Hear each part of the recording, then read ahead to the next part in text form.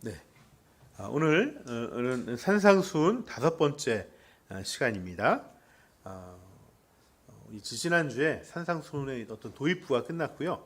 지난주부터는 본격적인 이제 본론에 들어가고요. 본론의 2번째 시간이 바로 오늘인데요.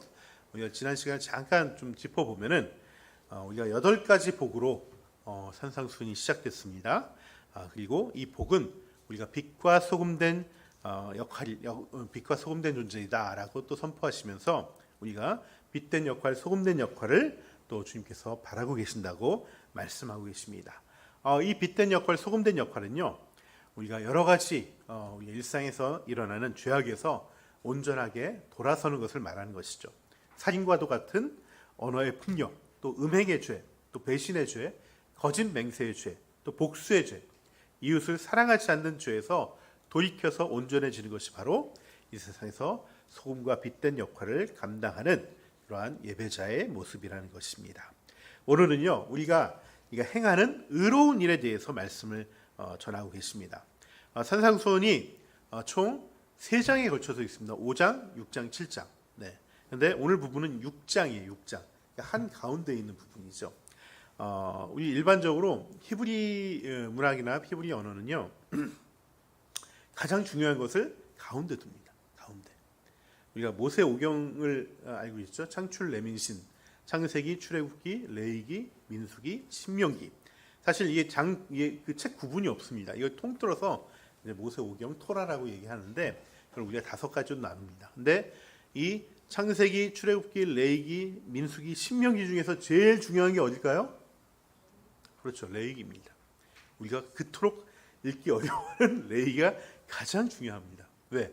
그거는 어떻게 예배를 드려야 되는지를 하나님께서 알려주고 계시기 때문에 그렇죠. 그래서 항상 이 히브리 성경은요, 가운데에 그 주제가 담겨져 있다 이렇게 생각하시면 됩니다. 그래서 산상수훈의 가장 중요한 가르침은 바로 오늘 읽은 이 본문이에요. 그래서 예수님께서는 이 중요한 일에 대해서, 이 의로운 일에 대해서 말씀하시는데 그 중에서도 중요한 3가지를 말씀하시는데요. 그것은 바로 자선, 그 다음에 기도, 그리고 금식입니다. 네. 그 중에서도 제일 중요한 건 뭘까요, 그러면? 그렇죠, 기도죠. 네. 기도가 제일 중요하고, 그래서 기도만은 예수님께서 특별히 모범을 얘기해 주세요. 이렇게 기도해라. 그 전에 뭐 자선이나 금식은 그렇게 하면 안 돼. 이런 가이드만 제시해 주셨는데, 기도는 어떻게 기도하는지를 구체적으로 이렇게 말씀해 주셨다는 것입니다.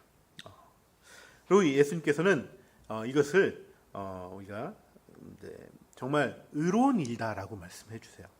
여러분, 의로운 일이라는 것은요, 하나님에게 하는 어떤 신앙의 행위를 의로운 일이라고 얘기합니다. 그래서 이건 정말 하나님에게 보이는 일이기 때문에, 하나님께 하는 행위이기 때문에, 여기서 중요한 것은, 포인트는 뭐냐면은 사람에게 좋게 보이려고 하지 말아라. 하나님께 하는 거니까 하나님에게 좋게 보이려고, 아니면 하나님에게 직접적으로 가서 얘기하라. 또는 하나님과 정말 하나된 마음으로 하라는 것이에요. 그래서 제가 오늘 제목을 코람데오라고 이렇게 정했는데요. 이 코람데오란 말은요, 어디서 나온 거냐면 종교 개혁자들이 카톨릭에서 개혁해서 나올 때 들고 나온 구호예요. 이 코람은 앞에서란 뜻이고요. 데오는 신을 얘기합니다. 하나님을 얘기합니다. 그러니까 하나님 앞에서 우리는 신앙생활을 하겠다. 이것이 종교 개혁자들의 캐치프레이즈였습니다. 당시에 카톨릭이 굉장히 형식을 중요시 여기고 절차를 중요시 여기고, 지금도 마찬가지죠. 가보면 굉장히 이렇게 앉았다 일어났다 이렇게 반복을 많이 하고 굉장히 길고 그렇습니다. 근데 그런 것들보다도 우리는 진짜 하나님 앞에서 서 있기를 원한다. 내 마음의 중심과 태도가 중요하다라는 것을 종교 개혁자들은 굉장히 중요시 여겼습니다. 그래서 그 말씀, 믿음의 본질에 대해서 또 이렇게 얘기하면서 이 카톨릭에서 개혁해서 나오게 된 것이죠. 그래서 오늘 저는 이 크리스찬들에게 정말 중요한 일인 이 의로운 일에 대해서, 이 의로운 일이 도대체 무엇일까? 그리고 이 의로운 일은 어떻게 행해야 되는 것일까를 같이 나누고자 합니다. 예수님은 오늘 본문에서 주로 얘기한 것이 뭐냐면 이 의로운 일에 대해서 행하는 방법을 말씀해 주셨어요. 하지만 저는 먼저 이 의로운 일이 도대체 무엇인지에 대해서 그 본질을 좀 먼저 말씀드리고 그 얘기를 하려고 합니다. 여러분, 세상에서도요 의인이라고 얘기하는 사람들이 많이 있습니다. 그렇죠? 우리가 지나가는 뭐 소매치기범을 잡아서 다시 돌려준다거나 또는 누구를 물에 빠졌던 사람들을 구해준다거나 이런 거 굉장히 의로운 일이고 우리가 의인이라고 얘기를 합니다. 성경에서도 이 의로운 일에 대해서 얘기를 하는데 예수님은 이 의로운 일로 대표적으로 제가 좀 전에 말씀드린 구제와 기도와 금식을 의로운 일이라고 얘기를 하죠. 그런데 성경에서의 관점은 이 의로운 일은요, 남을 돕는 것과 하나님께 기도로 소통하고 관계 맺는 것 그리고 금식을 하는 건데 일반적으로 세상에서 말하는 이 의로운 일과는 살짝은 다릅니다. 남을 돕는 행위, 이런 자선 이런 것들은 사실 신앙인이나 비신앙인이나 다 옳은 일이다, 의로운 일이다, 좋은 일이다 이렇게 얘기를 하죠. 그리고 다른 종교에서도 다 권장하는 얘기입니다. 하지만 예수님은 특별히 요거 플러스 기도하는 일과 금식도 의로운 일이다 라고 얘기를 하십니다. 우리가 이 말을 그 중에서 제일 중요한 의로운 일을 이게 기도다 이렇게 얘기하시는데요. 이 말을 거꾸로 얘기해 보시면은 예수님이 말씀하시는 의로운 일의 어떤 그 공통점, 특징이 무엇인가를 우리가 알 수 있게 됩니다. 그 말은 뭐냐면은 이 의로운 일의 가장 중요한 것은 그 초점이 하나님께 가 있어야 된다는 거예요. 하나님께. 이것이 굉장히 중요한 거예요. 성경에서 바라보는, 기독교에서 바라보는 의로운 일의 초점은요, 그 의로운 일의 초점이 하나님께 있어야 된다는 것이에요. 우리가 세상의 기준으로 봐서도 우리가 역시 사실 우리는 죄인이고요, 모자란 면이 많이 있습니다. 그럼에도 불구하고 하나님이 우리를 의인이라고 불러주신 이유가 있죠. 그것은 우리가 십자가를 통해서 우리를 하나님을 아버지라고 부르고 하나님과 관계 맺는 그 관계 안에 들어가 있는 상태이기 때문에 우리가 의인이라고 부름을 받는 거예요. 나는 역시 늘 죄를 짓고 나는 역시 늘 연약하지만 그럼에도 불구하고 의인이라고 불러주신 이유는 하나님과의 관계 안에 들어왔기 때문에 우리는 의인이라고 불러주신 거죠. 그러면 의로운 일은 무엇이겠습니까? 바로 이 의인들이 하는 일이 의로운 일이겠죠. 네. 그렇기 때문에 성경에서 말하는 의로운 일은 하나님과 관계 맺는 데에 초점이 있는 것, 이것이 의로운 일이라고 얘기를 하는 것입니다. 그래서 우리는 이런 의로운 일에 대한 성경의 정의대로 자선과 금식도 바라봐야 되는 것이에요. 먼저 자선은요, 제가 말씀드린 대로 모든 사람들이 다 의롭다고 여기는 것이고 또 하기를 원해합니다. 하지만 세상에서의 자선과 신앙인의 자선은 근본적인 차이가 있어요. 바로 겉으로는 똑같은 자선의 모습이지만 그 초점이 하나님에게 있는가 아닌가라는 것이죠. 세상 사람들은요, 자선을 베풀 때 어떤 사람이 되게 불쌍하고 어려운 것을 봤습니다. 그때 그 사람에 대해 마음이 열리고 자신의 안에 있는 어떤 선한 양심이 막 올라와서 그 사람에게 자선을 베풀고 도와주는 일을 하게 됩니다. 이 점에 있어서는 기독교인이나 비기독교인이나 똑같아요. 하지만 다른 점은 기독교인은 육적으로 보이는 그 사람에게서만 시선을 멈추는 것이 아니라 그 뒤에 있는 하나님의 시선까지 가는 거예요. 그래서 그 뒤에서 이 사람을 바라보고 계시는 하나님의 시선, 그러니까 하나님의 마음과 내가 하나가 되는 과정이에요. 그 상태가 자선의 상태예요. 이것이 의로운 일이에요. 그래서 내가 자선을 하게 되면 먼저 그 사람 불쌍한 마음으로 위하는 마음을 하게 되지만 궁극적으로는 하나님과 그 사람을 바라보는 시각과 마음의 상태가 동일해져서 하나님과 하나가 되는 상태에 머물기 때문에 그것이 의로운 일이라는 것이죠. 하나님은요, 사람에게 도움을 베푸실 때 하나님이 뭘 바라고 베푸시겠어요? 너 이게 내가 도와줬으니까 너 헌금 많이 내, 막 이런 거 바라고 하시겠어요? 그런 거 아니죠. 하나님은요, 그냥 그 사람의 긍휼하심으로 바라보고 그 사람을 돕고 베푸시는 거예요. 그렇다면은 신앙인도 그 하나님과 마음과 합쳐진 신앙인의 마음도 당연히 하나님과 마음이 맞춰졌으면은 당연히 그 마음에도 내가 뭐 생색을 낸다거나 뭐 누가 도와줬다는 거, 이게 중요한 게 아니죠. 그냥 그 사람을 하나님과 마음과 똑같은 마음으로 그 사람을 긍휼하게 베풀어 줬기 때문에 그 자체가 기쁘고 감사하고 행복한 거예요. 사실 오늘 예수님께서 이 비유를 오른손이 한 일을 왼손이 모르게 하라 이렇게 말씀하셨는데 사실 오른손이 한 일을 왼손이 모르게 할 수 있습니까? 할 수 없죠. 네. 내 손이 하는 일을 내가 왜 모르겠어요. 하지만 내가 무슨 일을 할 때 내가 생각해 보세요. 내가 좀 전에 뭔 일을 했는데 내가 오른손으로 일을 했나? 왼손으로 일을 했나? 그거 기억하시는 분 많지 않으실 거예요. 그게 중요하지 않은 거죠. 그 일을 했다는 것이 중요한 것이죠. 예. 그렇기 때문에 그 상태가 바로 하나님과 마음이 하나가 된 사람은 내가 누가 했다, 내가 했다, 이거는 기억조차 남지 않는 거예요. 그 사람을 긍휼함으로 하나님과 같은 마음을 했다는 것, 이 자체가 기쁨이고, 그 하나님과의 그 마음의 공명, 그 함께 통하는 것 때문에 큰 행복을 누리고 또 참된 복을 누리게 되는 것이죠. 이것이 바로 하나님 안에서 진짜 성경이 말하는 의로운 일을 하는 사람의 모습이라는 것이죠. 금식 역시 마찬가지입니다. 여러분 금식 많이 해보십니까? 네, 우리 나이자매님 결혼하기 전에 금식하셨는데, 네, 그거 아주 잘하신 겁니다. 네, 금식 하신. 저도 젊었을 때 금식을 좀 했었는데, 우리 한국 교회는 이 금식을 너무 잘못 알고 있는 경향이 많습니다. 그러니까 대표적인 것이 금식을 마치 자판기로 여기는 경우가 있어요. 내가 금식하면 내가 원하는 것을 꺼낼 수 있어. 이렇게 여기는 마음들이 있다는 것이죠. 하지만 성경의 어떤 용례들을 살펴보면은 그런 용도로 사용되지 않았습니다. 구약 시대에는 나라에 큰 일이 생기고 어떤 외세가 침입하고 그러면은 금식을 선포하고 하나님께 간구를 하는 기도를 합니다.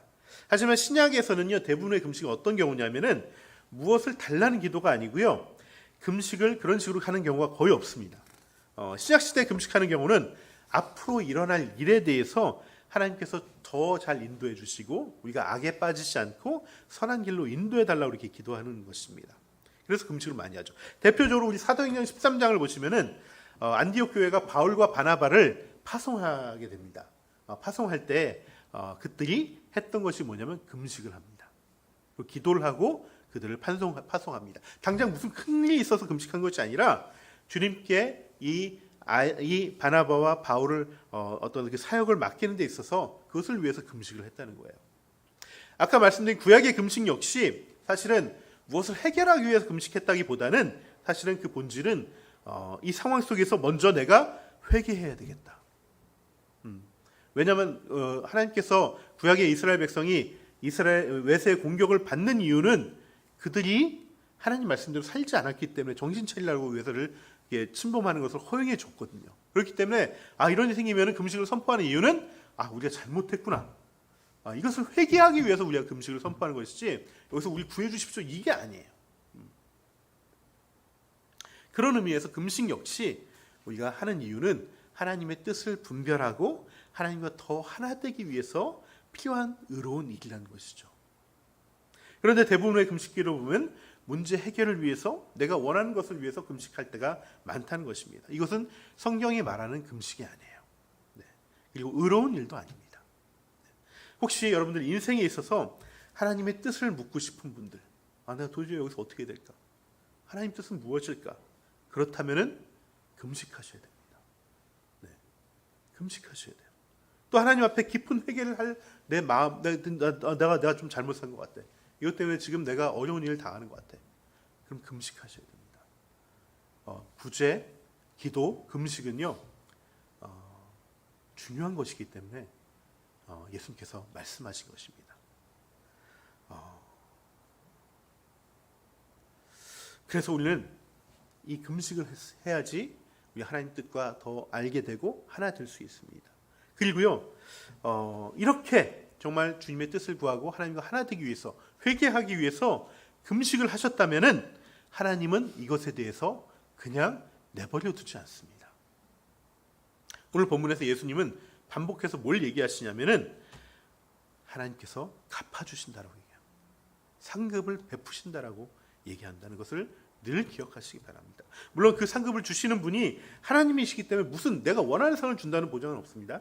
하지만은 분명한 것은 내 가치가 올라가는 그런 상급을 나에게 주신다는 거예요. 여러분 이 시대를 살아가는 많은 사람들이 정말 원하는 것 중에 하나가 특히 어떤 경제적으로 어느 정도 좀 안정이 되면은 그냥 메슬로의 욕구처럼 인정의 욕구들이 계속해서 생겨납니다.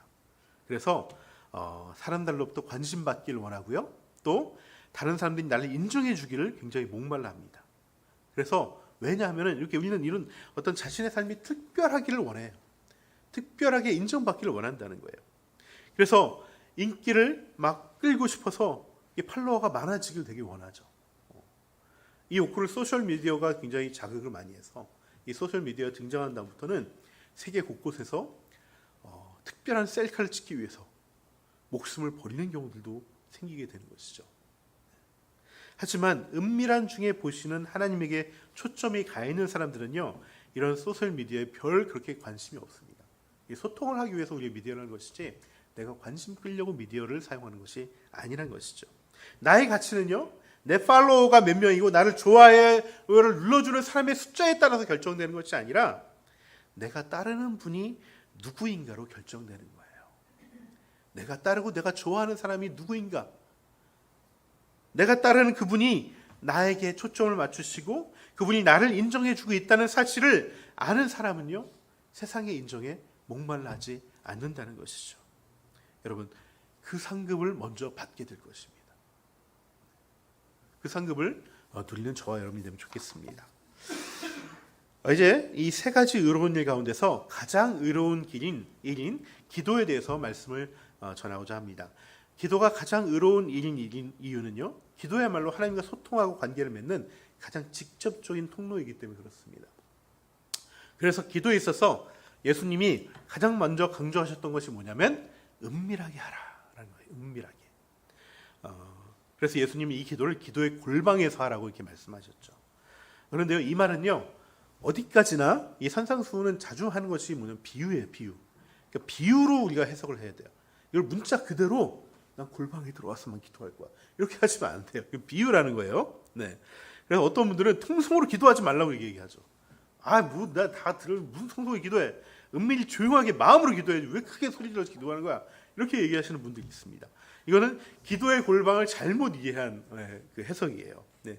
예수님이 은밀하게 기도의 골방에서 이렇게 하라는 말씀은 실제적인 공간을 골방에서 하는 말씀이 아니고, 여러분 실제로 당시에 예수님이 지금 산상수훈을 하고 계신데 갈릴리에 모여든 많은 사람들이요, 그 사람들의 집에 골방이 없어요.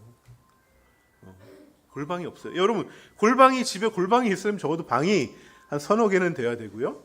예, 그렇게 돼야 되는데 그런 사람들이 아니었어요. 이 사람들은 정말 밑바닥에 있는 굉장히 서민들, 민중들이었기 때문에 사실 대부분 방이 한 칸, 두 칸 정도 있는 그런 집들이었고요. 당시 어떤 우리 조사를 해보면은 이런 이거 뭐라 그러죠? 이게 캔에서 하는 걸 뭐라 그러죠? 그 발굴단이 이렇게 캐내잖아요. 근데 갑자기 단어가 생각이 안 나는데 그 역사적 그 고증을 보면은 당시의 가옥 구조는 우리나라의 그 제주도에 있는 똥돼지 집하고 비슷한 구조입니다. 1층은 가축을 키우고요, 2층에서 생활을 했어요. 그렇기 때문에 그렇다고 뭐 우리 똥돼지처럼 이렇게 대변을 보고 이건 아니지만은 아무튼 그 방이 되게 협소하고 같이 한 방, 두 방 정도에서 생활했기 때문에 골방이 있는 집이 거의 없습니다. 귀족들이나 골방이 있는 것이지 그렇지 않습니다. 그러니까 골방에서 기도하라는 얘기는 진짜 골방을 얘기하는 것이 아니라는 것이죠. 이 말씀은요, 사람들에게 보이려고 크게 떠벌떠벌 하지 말라는 말씀입니다. 근데 떠벌떠벌 하는 게, 큰 소리를 통성하는 게 초점이 아니라 사람들에게 보이려고 하지 말라는 게 초점이라는 것이죠. 그런데 사람들 가운데는요, 사람들에게 보이려는 의식 가운데는, 사람을 의식하는 그 의식 가운데는 내가 자랑하려는 그런 교만한 마음도 있지만은 반대로요, 또 내가 이 기도하는 거 누가 좀 안 들었으면 좋겠다, 이러한 마음도 있다는 거예요. 남에게 보이려는 마음이든 남에게 숨기려던 마음이든 그 마음이 공통점은 뭐냐면 그 마음이 하나님한테 가 있지 않아요. 사람들의 의식에 가 있는 거예요. 사람들의 눈에 가 있는 거예요. 그 기도하지 말라는 것입니다. 그래서 예수님이 기도를 은밀하게 하라고 하시면서 기도는 이렇게 하는 거야 말씀하신 첫 마디가 주기도문에서 뭐냐면 하늘에 계신 우리 아버지여란 말이죠. 네. 여기서 포인트는 우리란 말과 아버지란 말입니다. 기도는 주님이 가르쳐 주시는 이 기도는요, 절대 개인적인 기도가 아니에요.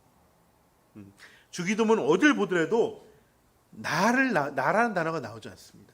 우리란 단어가 나오지 나라는 단어 나오지 않습니다. 이 주기도문은 우리가 공동체의 일부라는 사실이 이미 밑바닥에 깔려 있고 그 상태에서 우리가 기도하는 거예요. 나만을 위한 기도도 아니고 나의 기도도 아니에요. 그래서 우리가 기도를 하는데 내가 드러날 일도 없는 거예요, 사실은. 우리의 기도를 하는데 내가 들어가는 게 무슨 의미가 있습니까? 나를 숨기는 것이 무슨 일이겠습니까? 내 문제가 우리 모두의 문제이고요. 내 지체의 문제도 우리 모두의 문제인 거예요. 우리는 모두 하나아버지를 모시고 있는 형제고 자매라는 것이죠. 우리가 가족으로서 기도하는데 내 기도를 누가 들어도 좋은 것이고요. 또 그 지체의 기도를 내가 들어서 더 뜨겁게 기도하면 그만큼 아름다운 일이 없다는 것이죠. 그래서 우리가 목장에서 기도 제목 나눌 때는 정말 체면 가리지 마시고 시시콜콜 다 기도를 하셔야 됩니다. 삶의 필요에 있어서는. 주기도문이 우리 구조상 보시면은 제가 오늘 주기도문에 대한 강의가 아니기 때문에 이거는 나중에 기도의 삶에서 좀 자세히 하도록 하고요. 처음 세 가지 기도는 하나님의 이름을 거룩하게 하고 하나님의 나라가 오게 하고 하나님의 뜻을 구하는 기도는 하나님의 어떤 원하시는 것에 대한 우리의 간구의 기도예요. 그 마지막에는 그 뒤에는 우리의 간구가 나오는데 우리의 간구 중에 제일 먼저 나온 것이 뭡니까? 우리의 일용할 양식을 달라. 이거는 먹을 걸 달라는 것이 아니라 우리의 필요한 우리의 삶을 영위하는 데 필요한 모든 것을 달라는 기도예요.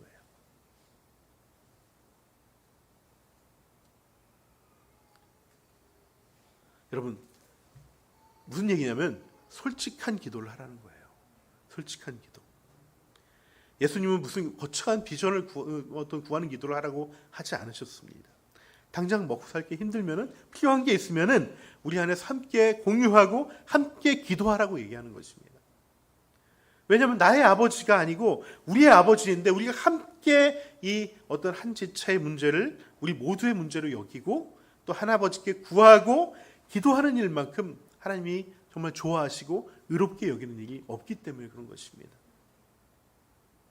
그리고요, 그렇게 기도할 때 하나님은 반드시 갚아주신다라고 얘기했어요. 저는 먹고 살만합니다. 네, 괜찮아요. 이렇게 감추고 표현하지 않는 순간 그 마음에 뭐가 있는 거냐면 하나님이 아니라 사람이 먼저 있는 거예요. 하나님 앞에서 기도하는 게 아니에요. 사람 앞에서 기도하는 것이죠. 그거 하지 말라는 것입니다. 물론 그렇게 숨겨도 초신자들은 또 하나님께서 들어주실 때도 있습니다. 하지만 하나님이 원하시는 거 아닙니다. 하나님 우리가 기도할 때 나를 드러내지도 숨기지도 말라고 하신 것이에요. 내가 아니라 우리로서 한 분 하나님께 초점을 맞추고 하나님께 나아가기를 원하신다는 것입니다. 두 번째로 예수님 기도할 때 강조하셨던 것이 뭐냐면은 빈말 많이 하지 말라. 이거예요. 개역개정에서는 이 말을 중언부언하지 말라 이렇게 얘기를 합니다.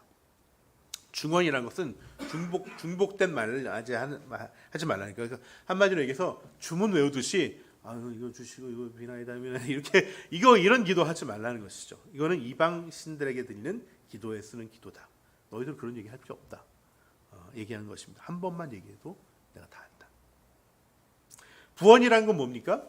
우리가 부사할 때 그 부자죠. 뭔가를 수식하고 꾸미고 내가 좀 더 뭔가 좀 꾸며서 얘기를 하면은 하나님께서 좀 잘 들어주지 않을까? 이런 마음으로 기도하지 말라는 것입니다. 하나님이 원하시는 기도는요, 단순하고 진솔한 기도를 하기를 원하십니다. 정말 필요한 내용만 하나님이 원하시는 것을 구하고 우리가 원하는 것도 기도하는 것이 필요한 것이죠. 그렇다라고 길게 기도하지 말라는 거 아닙니다. 길게 기도하는 건 좋은 거예요. 예. 사실 주기도문으로 기도를 하면은 1분도 안 돼서 기도가 끝나죠. 네, 굉장히 기도 심플합니다. 네, 근데 그게 계속 반복이 되면 어떻게 될까요? 그거는 주문과 같은 기도가 되는 거예요. 네, 아무런 어떤 그 마음에 뭔가 이렇게 진심이 담겨지지 않는 그냥 하는 형식적인 기도에 불과한 것이죠. 이 중언부언을 하지 말라는 이 빈말 많이 하지 않는 이 말씀의 핵심은요, 어떤 말이냐면 인격적인 기도를 하라는 거예요. 인격적인 기도.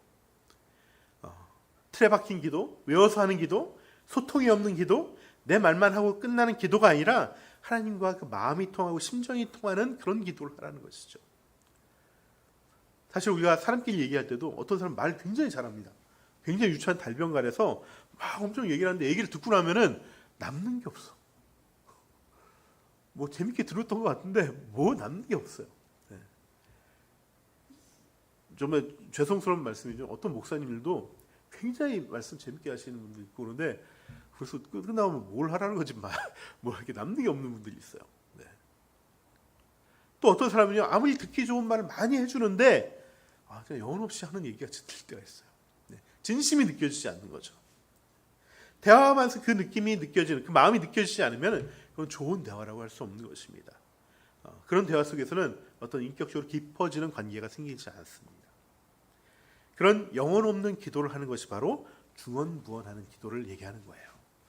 그렇게 입술만 움직이는 기도가 아니라 하나님 마음을 느끼고 또 내 마음도 전달하는 기도를 해야 되는 것이죠. 그래야 그 기도가 하나님 앞에서 의로운 일이 되는 것입니다. 네. 오늘 우리 정미자매님도 대표 기도하시다 이렇게 또 울먹이셨는데, 네. 이런 게 마음이 전해지는 기도죠. 네. 기도하시다가 눈물 흘리면은요, 최고의 기도입니다. 네. 그 기도를 하는 게 하나님께서 원하시는 거예요. 정말 진심을 다해서 내 마음을 알려드리고 내 마음에 대해서 하나님이 느끼시는 그 마음을 내가 느껴보는 거예요. 거기서 심정이 통하게 되는 것이죠. 이것이 하나님 앞에서 의로운 일이라고 얘기하는 것입니다. 정말 이런 것이 이게 되면요, 가정에서도 이렇게 됩니다. 우리 가정에서 보통 이렇게 얘기하죠. 말 안 해도 상대방이 다 알아줄 것 같아요. 말 안 합니다. 그럼 꼭 문제가 터지죠. 네. 나는 이 마음을 상대방이 알고 있다고 생각하는데 상대방은 모르거든요. 물론 하나님께서는 우리의 마음을 모르시는 분이 아닙니다. 하지만 하나님은 그 알고 그 형편을 알지만은 말 안 해도 내가 다 알아서 해줄게, 그거 선호하지 않으십니다. 우리가 원하는 것을 다 알고 계시지만 그래도 너가 요구를 해야지 내가 들어줄 거야. 너가 진심으로 요구해야지 내가 들어줄 거야. 그리고 함께 해야지 더 잘 들어줄 거야. 이렇게 말씀하시는 거죠. 왜냐하면 그것이 하나님과의 관계를 더 깊이 만들어가는 그 과정이고 도구가 되기 때문에 그런 것입니다. 만약에 이런 가정이 있다고 생각해 보세요. 정말 별 문제가 없는 가정인데 말을 안 해 서로. 그래서 때 되면 그냥 밥 차리고 부르지 않아도 때 되면 나와가지고 그냥 밥 처묵처묵하고 또 먹고 나면 각자 방으로 들어가고 또 출근하거나 학교 갈 때 되면은 또 미리 다 뭐 엄마가 다 챙겨서 놔주고 그러면 그냥 들고서 뭐 다녀오겠어요 이 얘기도 안 하고 그냥 묵도만 하고 왔다 갔다 하는 그런 가정이 있다고 생각해 봅시다. 그 가정을 건강한 가정이라고 하지 않습니다. 하나님은 우리와 그런 관계를 맺는 아버지가 되고 싶어 하지 않으세요. 당연한 것도 구하는 사이, 또 서슴없이 구하는 자식을 둔 아버지가 되고 싶어 한다는 것입니다. 하나님의 뜻 역시 마찬가지예요. 하나님은 그 어떠한 일을 하실 때 있어서 결코 바꾸지 않고 또 결코 포기하지 않는 자신만의 계획과 뜻이 있으십니다. 하지만 그 뜻과 결과만 정해놓으신 하나님은 아니라는 거예요. 하나님은 그 결과와 함께 그 과정도 그 뜻에 포함이 되어 있어요. 그래서 아무리 결과를 만들어 가시고 역사하실 수 있으신 분이지만 그 결과와 역사를 이루는데 우리의 기도가 꼭 있어야겠다. 이것이 주님의 뜻이에요. 그래서 하나님이 정해놓으신 일을 할지라도 우리의 기도가 없으면은 그 일은 계속해서 미루어지거나 소멸될 수가 있습니다. 하나님의 뜻은 단지 결과를 내놓는 거에 그 목적이 있는 것이 아니라 그 결과를 이루는 과정도 하나님이 원하시는 방법이 있기 때문에 그래요. 그래서 우리의 기도를 기다리시는 것입니다. 그래서 어쩔 때는 우리가 기도를 하면은 이루어지고 또 우리가 기도를 하지 않으면 안 이루어지는 것처럼 보일 때가 있어요. 마치 우리의 행동에 따라 우리의 이거 하고 안 하고에 따라서 하나님이 바뀐다라고 이렇게 보일 때가 있다는 것이죠. 하지만 실제로는 우리의 행동에 따라 하나님의 뜻이 바뀌는 것이 아니라 우리의 행동, 우리의 기도가 어느 정도 차야지 그게 하나님 뜻에 맞기 때문에 이루어 주시는 거예요. 하나님의 뜻이 그 일부로 그 과정도 포함되어 있다는 거예요. 그래서 우리가 기도를 한다고 이루어지고 또 안 한다고 이루어지는 것이 아니라 그래서 기도할까봐 기도해봐야 소용이 없다는 말은 틀린 말입니다. 하나님은 우리의 기도를 원하시고요. 그 기도를 우리 안에서 서로를 의식하지 않고 나누기를 원하십니다. 그리고 이 기도에 하나님은 반드시 응답하십니다. 목장에서 진솔한 중보기도가 응답이 잘 되는 이유가 바로 여기 있는 것입니다. 말씀의 결론을 맺겠습니다. 오늘 말씀의 핵심은 의로운 일에 대한 것이고요. 의로운 일의 포인트는 하나님과의 관계를 위한 것이라는 겁니다. 그렇기 때문에 사람을 의식하지 않고 하나님 앞에서 우리가 하려고 노력해야 되는 것이죠. 그리고 함께 해야 됩니다. 자선은 하나님과 마음을 함께하기 위해 우리가 자선을 베푸는 것이고요. 기도는 공동체와 함께 구하기 위해 기도하는 것입니다. 그리고 금식도 하나님의 뜻을 묻고 그 하나님과 함께하기 위해 금식을 해야 되는 것입니다. 그럴 때 주님은 그 의로운 일에 대해서 반드시 갚아주십니다. 반드시 상급을 주십니다. 그 상급을 누리며 살아가는 저와 여러분이 되면 좋겠습니다.